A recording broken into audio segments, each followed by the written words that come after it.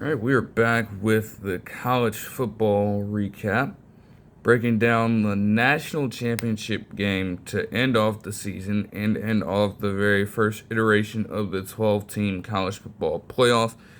And in this one, there's a matchup of teams seeking out redemption, to be quite honest, between Notre Dame and Ohio State in this one. Now, obviously, when we get to earlier points in both of their respective seasons, with Notre Dame's loss to Northern Illinois, quite the shocker in early September, and then obviously Ohio State losing to Michigan for their fourth straight time. Both teams came into the bracket trying their absolute hardest to try to make something out of a season that was potentially lost. Both of them have rallied to this point to get into a championship game with an opportunity to at least come out as the victor and make this a successful season overall. Despite all of those tribulations, they could find some triumph somewhere. Now, there were a lot of storylines here. Obviously, Ryan Day still seeking out his very first championship title as a head coach since succeeding Urban Meyer. And Marcus Freeman, in a short but relatively successful Notre Dame tenure, he was looking for his very first as well. He's also looking for his first win against Ohio State in his coaching career. And ironically enough, in quite the twist, it had taken me a while, but I had learned last week that he was actually an alum of Ohio State and played on the football team for 4 years on the defensive side as a linebacker, and also was a graduate assistant under Urban Meyer in 2010. So, whoa, that could have been monumental, and Marcus Freeman was definitely trying to make that shit happen. Not even just as a coach, but it's like, okay, you went to this school and you were under Day's predecessor. Now you have a chance to beat this very coach for the first time with so many stakes on the line. It's just quite the interesting discovery here. But, both teams did their absolute best to prepare their respective players, and it would all have to play out over the course of the next 60 minutes. We get out and start the game with Notre Dame getting the ball after Ohio State decided to defer on the coin flip. And Notre Dame deserves a lot of credit for this first drive here. I mean, they did exactly what you would want them to do in this case. You know that their offense is not necessarily the most comparable when you look at their roster compared to Ohio State's is on the offensive side of the ball. We know that their strength is their defense and their run game, so they're going to try to impose their will in those regards naturally and try to keep Ohio State's offense out of the field while limiting their opportunities to make something happen and control the time of possession, protect the football, and continue to grind out long drives. This first one was perfect, quite literally. Outside of the very first play where Jeremiah Love got tackled in the backfield by JT Tuimoloau to lose a yard, every single play either picked up yardage and went for no gain. They wanted to keep everything short. They were going to stick with quarterback runs as Riley Leonard rushed 9 different times on this drive alone, taking up half of the plays. Any pass was kept relatively short. They were checkdowns to try to keep the defense honest and on their heels, making them bend to their will, their brand of football at Notre Dame, and exhausting them all the same. They got in multiple situations on third and even fourth and short, and in both cases, they had multiple third down conversions and multiple fourth down conversions on this drive to continue to take time off. The clock was just withering away. Everybody was trying to get themselves situated sitting down in the stadium, I guess. Everybody was waiting anxiously in the, lead up to the game, pretty much anywhere, whether you were watching on television or with anybody in particular. It was all culminating into this, but it was going to take a while. They had to grind it out. They knew they had to, because in any other context, you know that Ohio State in the college football playoff to this point had gotten off to fast starts and had not even allowed a single score in the first quarter up to this point. They were getting teams up and out of there early on in the first half. So you had to make a statement drive, and a statement was certainly made. Every Riley Leonard run just continued to demoralize the defense, and eventually, on 1st and goal from the 1-yard line, perfect goal-to-go situation, ideal goal-to-go situation, you knew another QB run was coming, and in went Riley Leonard for a touchdown to give the Fighting Irish a 7-0 lead to open the ball game. And it was an elite one. In fact, it was historical. 18 plays made it the longest drive in BCS or championship game history, and it also took off 9 minutes and 45 seconds to open up the ball game. Damn near 10 minutes. Also the longest in history of the game. It was exceptional. And it was so crazy too, because you know that they were putting all of their time and effort into it. They were playing with their hearts out there off the rip.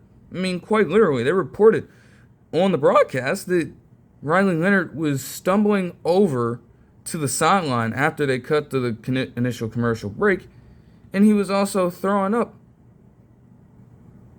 because he made the decision to put it all on the line, sacrifice his own physical condition to ensure that his team made that message clear and got out to the start they wanted to have. Not the one that Ohio State would allow them to get. They had to be the ones to initiate their own sort of style of play. Ohio State could not be given the opportunity to dictate this game. And honestly, if they were going to have a drive like that to start out, one would have thought that this could have been quite interesting in the case of Ohio State. I mean, a defense that had been one of the more stout defenses in the FBS this season, and also ranked as a top defense. You would think that them going through something like that to open up a ball game where you just get outmatched and dominated, in a sense, physically like this, could have been very bad. Unfortunately for the Notre Dame Fighting Irish,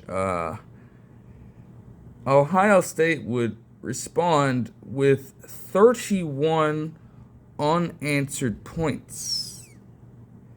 Yeah, even with Notre Dame doing their absolute best on the first drive, for a while there, it was the best one that they could muster, and their defense, despite being their strength, was still overmatched in a sense by the sheer talent that Ohio State possessed. And it wasn't always coming from the usual suspects. It seems as though they did a great job of balancing everything out. I mean, don't get me wrong. People got theirs. Travion Henderson running all over people on the first drive. You get an easy catch out to Jeremiah Smith because you definitely wanted to involve him early after he was not able to do much of anything last game due to the coverage.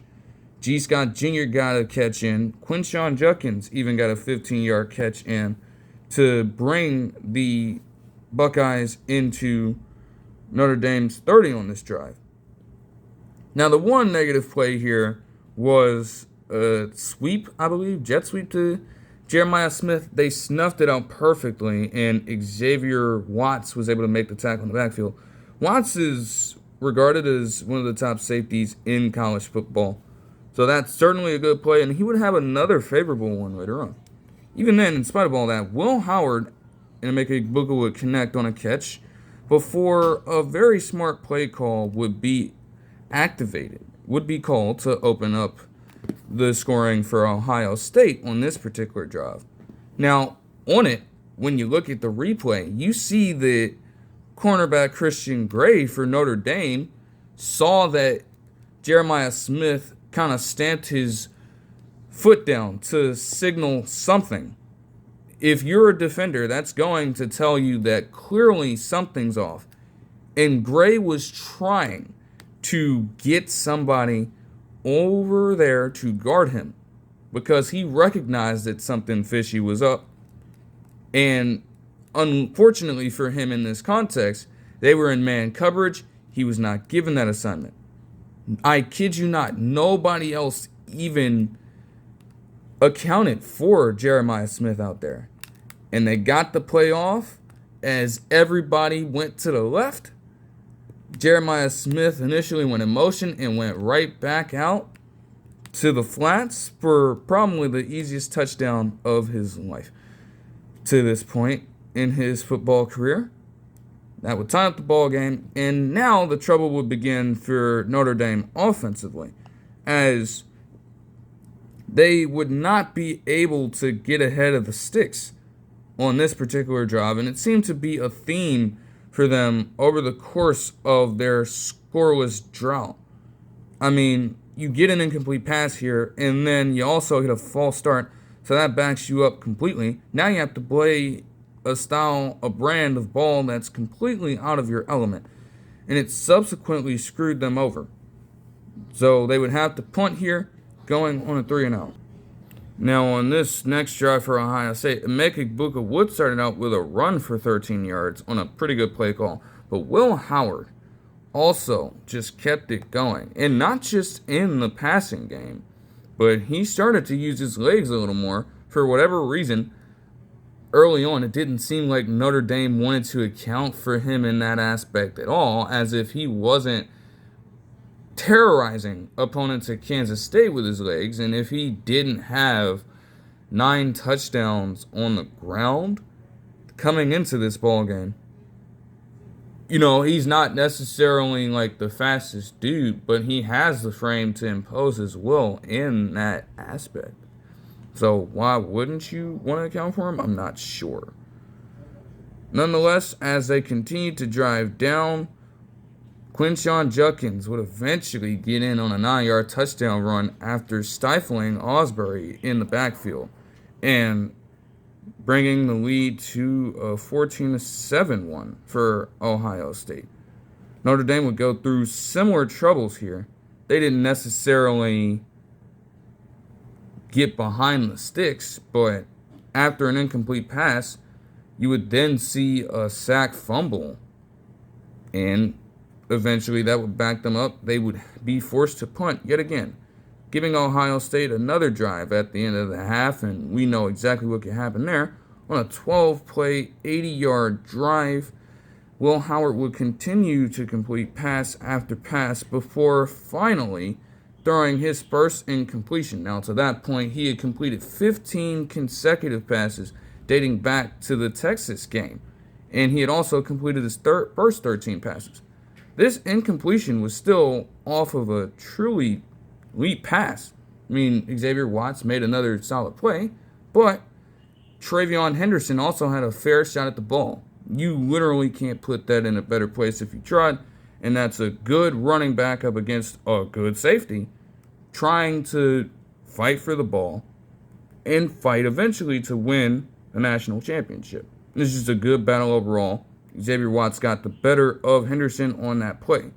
It's not like he didn't have a chance at it. Still, not putting the ball in harm's way, getting it right in the right spot at the right time. You can't do a much better job if you're a quarterback. And I mean, quite literally. After that very play, he goes and picks up a first down on a play that was, every route was covered. He extends the play, and gets out in a wide open space before eventually doing a similar thing on second and 4 from Notre Dame 6. He improvises. He gets out of the pocket and scrambles over to his right, trapping the defense and forcing them to commit to his legs now that he's sort of imposed his true will and asserted himself in that aspect. Now you leave Quinshon Judkins wide open in the back of the end zone, and he flips it over to him with a pretty solid pass for yet another touchdown, marking 3 straight drives with that and giving the Buckeyes a 21-7 lead going into the South. All Notre Dame would get after that is just a simple play to try and pick up some yards, but eventually they decided to concede and just take it into the end of the first half. Quite the turn of events there, but it gets even worse when you figure that on just the second play of the second half, Ohio State, after getting the ball back, decides to hand it off to Quinshon Judkins, and he would take it 70 yards for a near touchdown before being caught. If he had a little more speed to him, he's known as a power guy, but just a little more speed, I promise you, he would have been gone. Even then, they grounded out a little bit, taking 3 plays inside Notre Dame's 4-yard line to eventually get in for the touchdown, with Quinshon Judkins finishing it off. Notre Dame was in even deeper trouble as they would once again not truly get in an optimal spot on the field. And eventually, a completed pass to Jordan Faison was just short of the sticks. Now, you're Notre Dame here, and in this case, you're down 28-7 with a good amount of time left in the ball game. You understand that Ohio State has taken long drives down the field for touchdowns to this point on 4 straight possessions to open up the game. And their sequence of getting 3 straight in the first half was the first time that this happened in a national championship game since Notre Dame, ironically enough, played Alabama and allowed that in 2013. The walls were closing in just a little bit. Even with Ohio State being scorching hot on offense, you had to try to go for it. Because at the very least, if you get it, you keep them off of the field and you give yourselves a chance to score at least. If you don't get it, at the very least, they get a quicker score on the board. They're not necessarily going to be in a spot where they can afford to take as much time off the clock as they would if they had a lot more space to work with. So they line up in the punt formation, which confused me for a second, but eventually they did elect to pass with the backup Steve Angeli taking it, and it would be an incomplete pass as they turned the ball over on downs, but at least in that context they were aggressive, you would figure. The Notre Dame defense, to their credit, would hold, though it didn't help that there was a penalty that forced Ohio State to step back a little bit. But Jaden Fielding would eventually get the 31-yard field goal to make it a 24-point ball game, making it the largest lead of the game. Now, Notre Dame, you also have to give them credit for this. When you look at the totality of the game, they continued to fight hard. Even if it didn't always look that way on the scoreboard, they were fighting. And this sequence for the rest of the game would show it. It would show it. Over the course of the next few minutes leading up to about the 4-minute and 20-second mark of the fourth quarter, Notre Dame would go on a little bit of a run here to make things very interesting and a little more competitive than people were expecting. Riley Leonard started to get the offense ahead of schedule. I mean, he went back to, running some plays with design quarterback runs, picking up yards at multiple points of time. He started getting the short passing game going to try and spread out the defense. A couple screens here, a couple hitch routes there, a couple passes in the flats, and all of a sudden, they're driving. They get a first down after Riley Leonard picks it up with another QB run, and then he decides to send it over the top to Jaden Greathouse, who then proceeds to run past the likes of Matthews Jr. and also Caleb Downs, breaking those tackles and just getting shifty out in the open field to eventually get a 34-yard touchdown catch. And they got the 2-point conversion as well to make it a 31-15 ball game. Then, as the defense was breaking a little bit, just a little bit. I mean, they were able to get a penalty on Notre Dame, which moved them 15 yards up the field. And then it looked even more disastrous as Emeka Egbuka would actually get a 24-yard catch that seemed as though would put Ohio State in a very favorable position. But credit to Bowen, the linebacker out of Notre Dame, he makes the smart decision of punching it out just before Egbuka proceeds to fall down because he was very hell-bent on extending the play. It paid off as Notre Dame would get the ball back with a chance to get a score on the board. They would kind of stick to their traditional ways. They would go back to running what worked for them on the first drive a little bit. They would get some short runs going. But eventually it was Jaden Greathouse who emerged, not just last game, but also would end up with a pretty good game for this one. He would get another 30-yard catch for them. And then Davison Igbinosun would get penalized for the 15th time in coverage in the FBS, which happens to be the most this season. And it is ridiculous. The cornerback room has been solid, but I don't know what it is with Igbinosun specifically. The technique is just not there with the man. Like, there's no way. It's almost every fucking game, even in situations where he probably would win the matchup if he just happens to have some discipline. That's really what I chalk it up to. They would get down to a 4th and 5 though, and Riley Leonard would get it out to Jaden Greathouse again, picking up yet another conversion. They would drive inside the Ohio State red zone, and granted, Ohio State's red zone defense is tops in the nation, and we've seen it come up very big in multiple games. Even in the Michigan game, you had Jack Sawyer get the interception in the goal-to-go situation to at least give Ohio State a chance in that one. You saw them basically win it against Nebraska and Penn State earlier in the season off of goal line stands in clutch situations. You saw it against Texas. They definitely have that down pat. And it would display itself. I mean, they had a negative play to open up their red zone attempt, and then you would have him throw back-to-back incomplete passes. Now, it was decision time.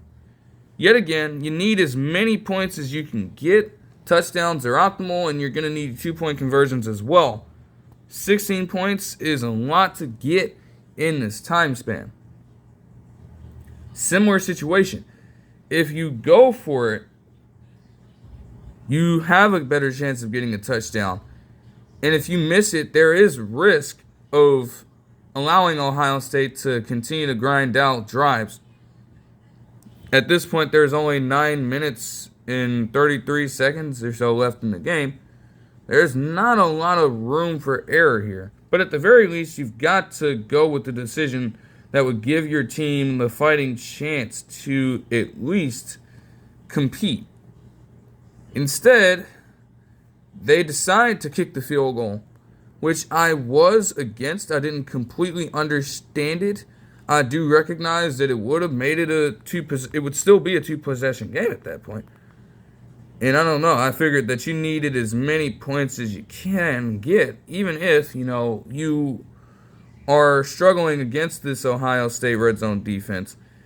You still can't, just have your offense come off the field like that. I mean, yes, a 4th and 9 is difficult, but there were literally plays on this very drive in which they picked up 3rd and long conversions and then 4th and manageable conversions with that exact amount of yardage. So it wouldn't have been the craziest thing to do. I guess it would just have been good to see him at least have a shot there. That's all.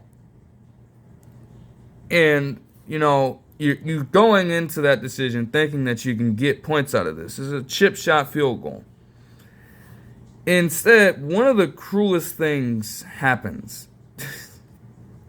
They kick the field goal, and then Mitch Jeter hooks it, and it hits the left upright of the goalpost, doinking off of it, and it ends up being a miss.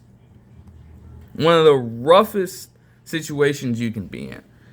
I mean, that was a great chance for pretty much everything. You could have come away with a touchdown off of a turnover, and that could have rallied the defense into doing even more damage if they really wanted to. That could have invigorated the offense, saying that, this isn't necessarily as hard as we think. You just have to go out there and execute, right? Instead, you do it to an extent. You grind all the way down the field, and you give yourself a chance to make something happen, and you eventually come away with nothing. Definitely tough. Now, the defense would still hold, and you would have Ohio State punt the ball yet again, giving Notre Dame at least another chance, and they would get to work on their quickest drive of the night, which took just 2 minutes and 10 seconds. He would get a pass to Mitchell Evans that picked up 33 yards, and then later on, throw it over the top to Jaden Greathouse for a 30-yard touchdown pass as he managed to beat Jordan Hancock on the release and haul in a beautiful catch. It helped even more that they got Jordan Faison an opportunity to throw the ball with the dual sport athlete that he is. They gave him a chance to do it, and everybody collapsed in, allowing Bo Collins to remain in the back of the end zone. Open, wide open. Easy throw, easy catch to bring the game down to 8. Now, it was going to be on the Ohio State offense to close it out. The pressure was mounting on them. And the defense definitely understood that mission as well. Though, Ohio State would get right to work doing what they are definitely capable of. Will Howard would take multiple runs as well. But when he picked up this 8-yard gain for the first down, I guess it finally became time for Notre Dame to recognize that, hey, we can account for this guy. We can get him in the backfield. Surely enough, on back-to-back plays, they stop him for no gain, and they make him lose a yard with Jack Kaiser sealing the deal with a tackle for loss. Now it's 3rd and 11 with 2 minutes and 45 seconds left to go in the ball game. You get the feeling that they're going to pass here, so at the very least, you have one timeout in the back pocket. All you have to do is force an incompletion or force something short, but you're keeping everything in front of you, I would believe. And you're also trying to make sure that Will Howard feels some pressure on this. You do not want anything to get behind you, or it's going to put you in an unfavorable situation. Surely enough, they send the pressure. The box is loaded. Everybody's crashing in. because Will Howard, as great of a game as he had, he didn't necessarily face a lot of pressure from the Notre Dame defense. He wasn't necessarily phased. I mean, he was sacked 2 times, but those were just really good plays by this specific D lineman here. Burnham. Like, one of the sacks was literally him just, making a very high IQ play on the fly and just swiping at his legs for a sort of shoestring tackle in the backfield. That's really the theme of the night as well. A Notre Dame defense was neutralized by an Ohio State offensive line with multiple people playing out of position, and also Seth McLaughlin, the Alabama transfer, still being out at this point. He never really got healthy for this one. So you wanted to exploit that at the best possible time, and it was the right decision. But they did still manage to fuck up. Now, Christian Gray has definitely made a name for himself as a solid cover corner for the team.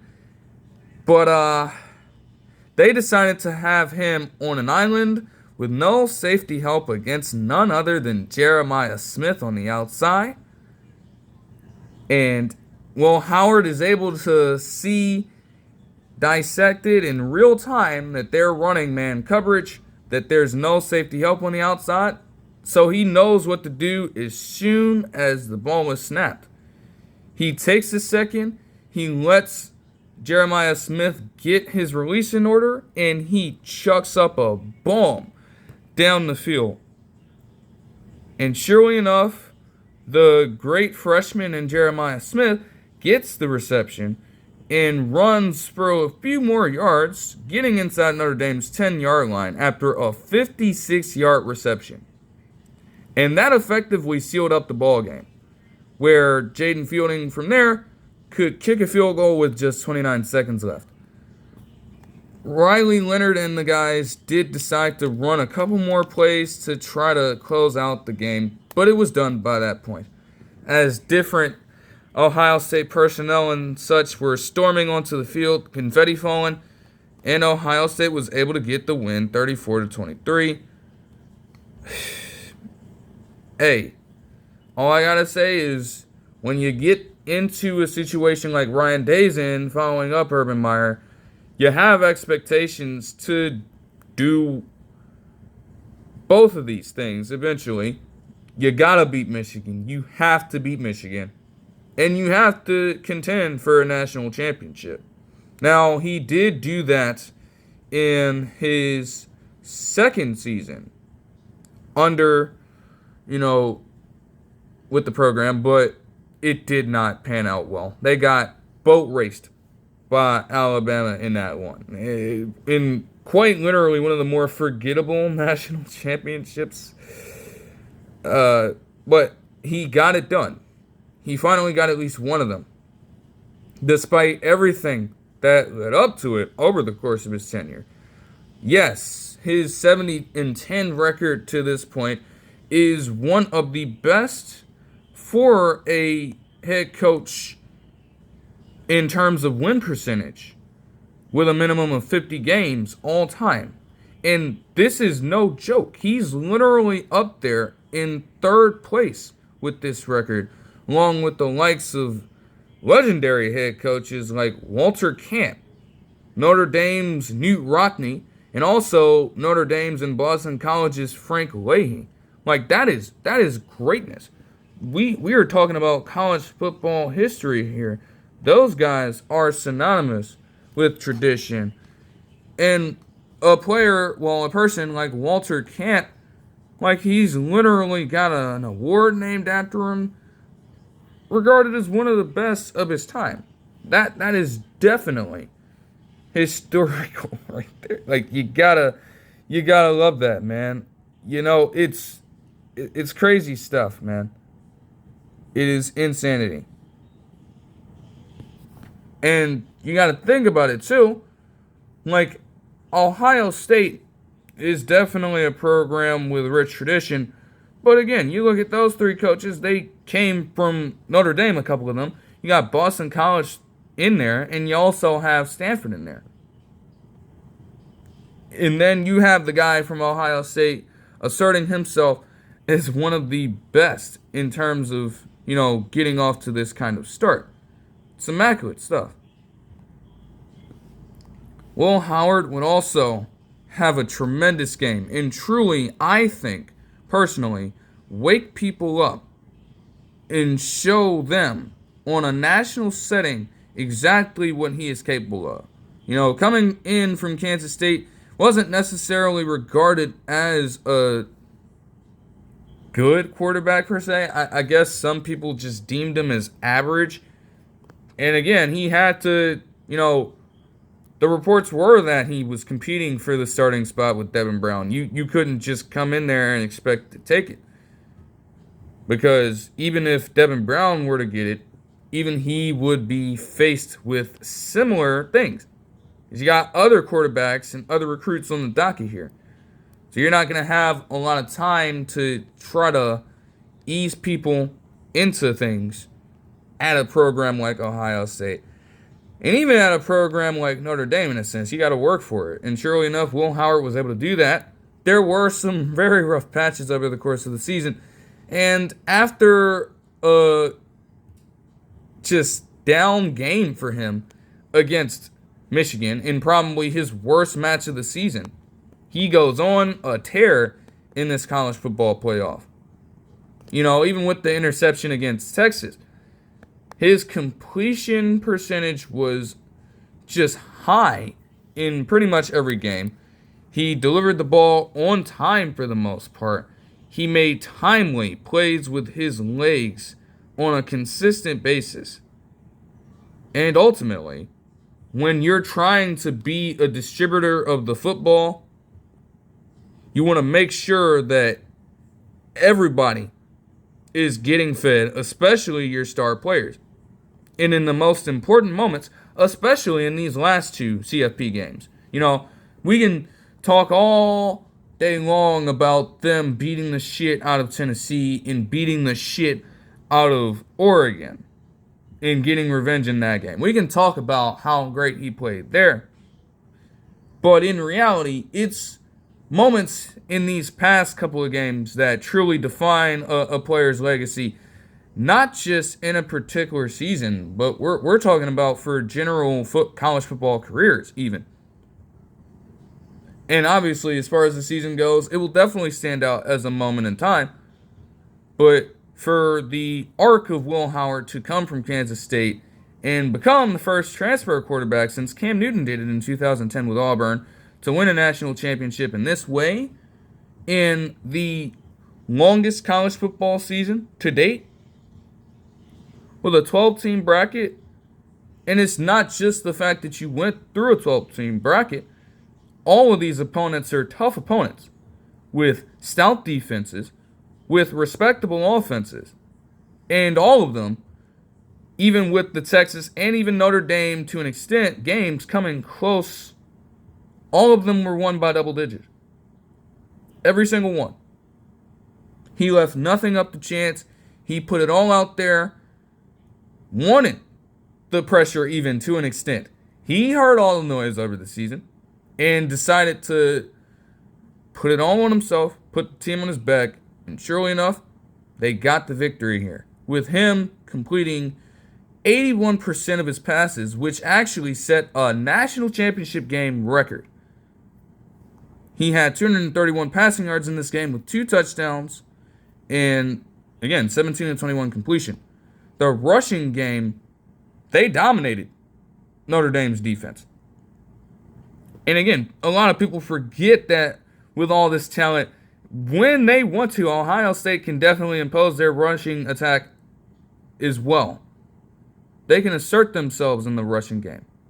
So I don't get that narrative. Yeah, Quinshon Judkins in this one get 3 total touchdowns, including 2 rushing, with 100 rushing yards and 11 rushes on the night. Travion Henderson had 49 rushing yards, and Will Howard had 57 rushing yards on 16 carries. Jeremiah Smith would end the game with 5 receptions for 88 yards and a touchdown. Emeka Egbuka had 6 receptions for 64 yards.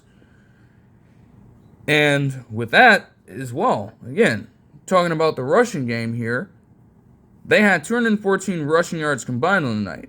And with their play this game, Henderson and Egbuka would become the first pair of Ohio State running backs in history to reach 1,000 yards each in a single season. Emeka Egbuka's performance also put him in Ohio State royalty, as he's likely going to enter the NFL draft and will now leave the school as the all-time leader in receptions in a career. That's definitely something special, man. You gotta love it. Now, Notre Dame, it looked for a second there as though they were getting the belt to that ass. But I will say this. By the end of it, as I'm going to continue to say, I'm going to continue to stand on this, they fought. They fought. You can't say that they did not give it their best efforts out there. Even in situations where it looked like they were just going to be out of things completely, they always felt like they were in the fight, and they made the shit happen time and time again. They were just bested on multiple occasions. And in reality, that is kind of how football games are. You know, it's not always going to be the case of the better overall team winning a game. Now, yes, Ohio State does have the more talented team, and eventually talent won out. But also, Notre Dame won multiple games this season, and since that Northern Illinois loss, with just pure effort, just sticking with what they're doing, asserting themselves in the best ways that they knew how throughout the course of this season. And it killed multiple teams. I mean, we remember what the hell those guys did to Navy, to Army over the course of the season. Ranked competition that they slaughtered since then, trying to redeem themselves. And they worked to get here just as well. You know, Indiana wasn't necessarily expected to do much against them, but they still had to go out there and handle their business, and they put them into submission before Indiana could even really get anything going for themselves. They beat a tough Georgia team, even with Carson Beck being out, and had to manage against a stout Georgia defense, getting that run that they had in just about the middle of the game to distance themselves. That's credit to them. Penn State, despite being down like that in the last game, that's inspiring how they were able to come all the way back and eventually send themselves to the national championship off of a game-winning field goal. It doesn't take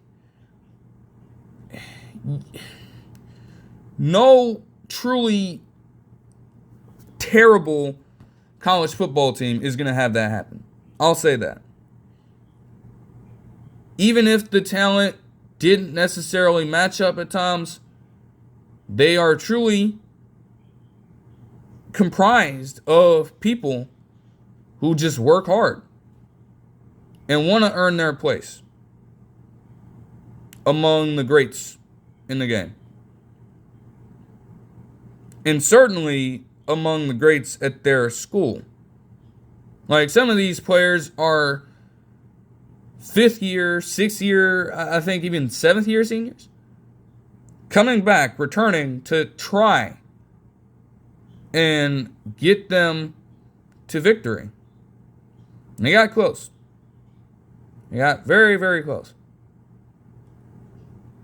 Like, Marcus Freeman even alluded to it multiple times in his post-game interviews and the press conference. It's not just a matter of making this happen on the football field, but also in general life. And seeing that this game displayed that, there is a lot that goes into being just the runner-ups, as he would say. There are going to be people returning from this season into the next, most likely. Jeremiah Love is still a force, despite him having just 3 rushing yards on the night. He is still a force to be reckoned with, and he'll be back with a vengeance next season. Jaden Greathouse is only a sophomore. Now he'll be a junior next season.